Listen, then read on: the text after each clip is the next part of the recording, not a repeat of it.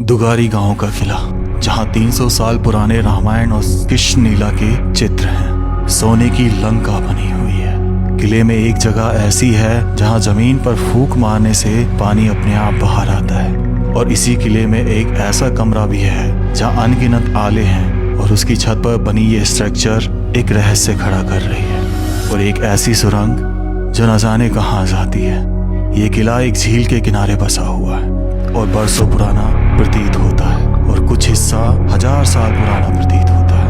तो शुरू करें इस किले का व्लॉग बनाना। तो चलिए शुरू करते हैं। राम राम सर सभी को। खम्मा गणिसा राजस्थान मेरा देश मेरा भारत। दोस्तों, इस वक्त मैं हूँ दुगारी गांव में, जहाँ नैनवा तहसील लगती है, बूंदी जिला है और राजस्थान। उसका एक सबसे खूबसूरत किला मेरे सामने है, दुगारी का किला, दुगारी गांव का किला। चलिए दोस्तों, इस किले के अंदर चलते हैं। ये दरवाज़ा तो पीका लग रहा है। दोस्तों, पत्तों की संरचना पता नहीं ऑटोमेटिक है, इस चूड़े में आज भी देख सकते। और ये किला जो है 7वीं शताब्दी यानी 400 साल पुराना है। बूंदी के एक शासक हुआ करते थे, उनके समय का बताया जाता है, और कहा जाता है कि उनके तीसरे पुत्र सरदार सिंह, उनको यहाँ की जागीरदारी दी गई थी। चलिए अंदर चलते हैं इस किले में। ये पूरा बहुत बड़ा चौक आ गया, मंदिर बना हुआ है, यहाँ पे भैरव बाबा भी है। तो उस बैग को संभाल के रखना, उनका आशीर्वाद लेके हम चलते हैं बालाजी की।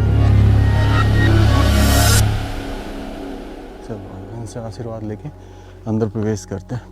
दोस्तों, ये इतना बड़ा चौक है ना, ऐसा लगता है कि यहाँ कभी अभ्यास हुआ करता है।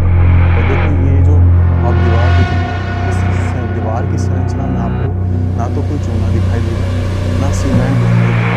तो दिखाई देगी तो एक सिमेट्रिक इधर साइड वाली दीवार दिखाई, ठीक है। तो आज ही अंदर चलते हैं, कोई दिक्कत तो नहीं। आ जाओ, चलिए दोस्तों अंदर चलते हैं अब। फिलहाल तो इसकी दीवार इतनी प्राचीन है, ऐसा लगता है कि 400 साल से हो सकता है उससे पहले किसी और का शासन रहा हो, लेकिन इतिहास में से यही मिलता है। इतिहास में एक चीज़ कि 1818 में यहाँ पे अंग्रेज़ों और बूंदी के शासकों के बीच में बहुत बड़ा युद्ध हुआ।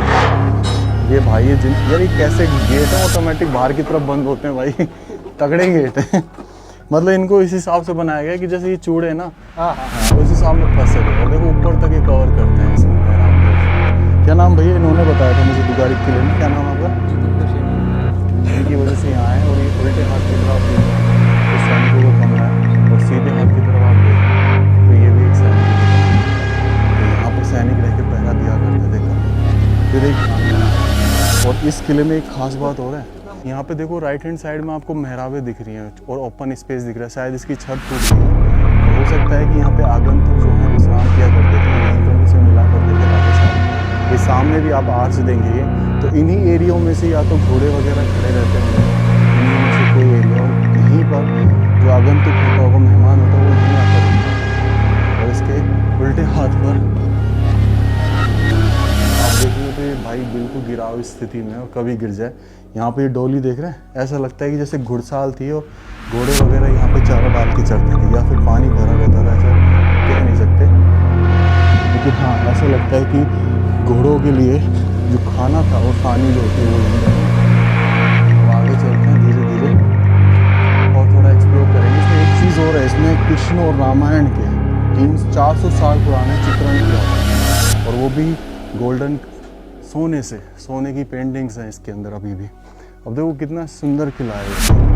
यहाँ पे आप देखो फिर आर्चेज आ गई बहुत सारी मेहराबें, और एक के बाद एक के बाद एक ऐसा लगता है कि शायद ये कोई हवा महल रहा हो, ऐसा ही लगता है। इसके अंदर हम जाके देखेंगे फिलहाल। और इसके छज्जे देखो, यहाँ पर मैं एक ही चीज़ नोट करूँ, यहाँ के छज्जे बहुत है ना, लंबे होते चले गए। और यहाँ पे ये अंदर आके मैं देखता हूँ तो ऐसे ही पूरा हवादार दिखता है। आर्च